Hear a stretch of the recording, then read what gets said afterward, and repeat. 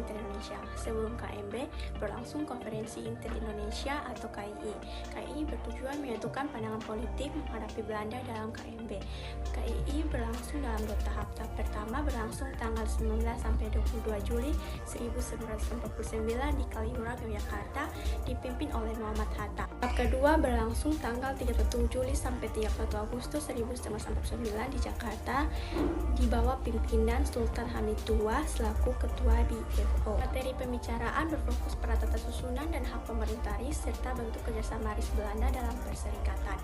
BFO mendukung tuntutan Indonesia atas penyerahan kedaulatan tanpa ikatan-ikatan politik ataupun ekonomi. Dalam bidang pertahanan dan militer, KII memutuskan hal-hal berikut. Yang pertama, Angkatan Perang Republik Indonesia Serikat atau APRIS merupakan angkatan perang nasional. Yang kedua, TNI merupakan kekuatan inti APRIS. APRIS akan menerima orang-orang yang ada dalam persatuan KNL, VB atau Felix Health Battalions dan kesatuan tentara Belanda lainnya dengan syarat yang akan ditentukan lebih lanjut. Yang ketiga, pertahanan negara merupakan tugas dan hak pemerintah federal. Negara-negara bagian tidak mempunyai angkatan perang. Gambar yang pertama merupakan Muhammad Hatta yang sedang berbincang-bincang dengan Sultan Hamid II mewakili BFO dari Pontianak. Di tengah keduanya adalah wakil Belanda yang bendera Indonesia, Abdul Qadir Wicoco Atmojo. Gambar kedua merupakan anggota delegasi Indonesia yang sedang berbincang-bincang dengan Sultan Hamengkubuwono IX dengan anggota lainnya di sela-sela konferensi. Saya Intan Tersiadu, saya akan membahas tentang konferensi meja bundar. Konferensi meja bundar yang diselenggarakan di Liederzaal, Den Haag, Belanda yang dibuka pada tanggal 23 Agustus 1949 yang dihadiri oleh delegasi Indonesia, Belanda, dan BFO UNCI. Delegasi Indonesia dipimpin oleh Muhammad Hatta, delegasi Belanda dipimpin oleh J.V. Mardeseven, delegasi BFO dipimpin oleh Sultan Hamid, dan UNCI diketuai oleh Piet Clay.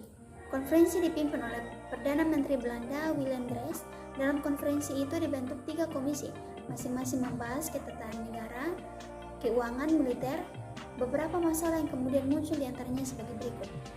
Yang pertama, persoalan kerjasama Uni Indonesia dan Belanda. Indonesia menginginkan bentuk kerjasama yang bebas tanpa adanya organisasi, tetapi Belanda mengkehendaki adanya kerjasama yang luas dan pembentukan organisasi. Dan yang kedua, dalam hal terkait dengan masalah utang. Indonesia hanya mengakui utang-utang Hindia Belanda kepada Jepang pada tahun 1942. Namun Belanda mengkehendaki bahwa Indonesia harus mengambil alih semua kekayaan, termasuk utang-utang Belanda sampai saat itu, dan biaya yang digunakan untuk keperluan perang menghadapi Indonesia sebagai berikut.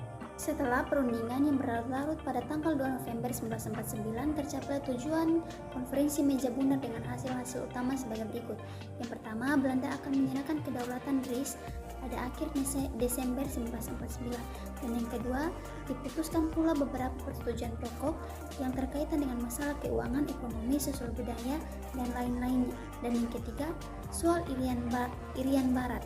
Penyelesaiannya akan tunda selama 1 tahun. Dan yang keempat, persetujuan konferensi meja bundar juga memuat ketentuan-ketentuan mengenai pembentukan APRIS dengan TNI sebagai KNIL akan dibubarkan dan para anggotanya akan masuk dalam APRIS. Yang kelima, kerajaan Belanda akan masuk atau akan membentuk Uni Indonesia Belanda.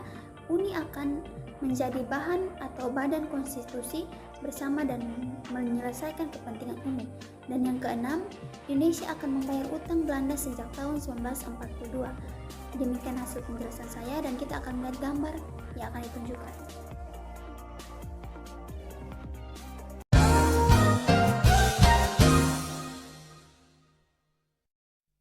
Was there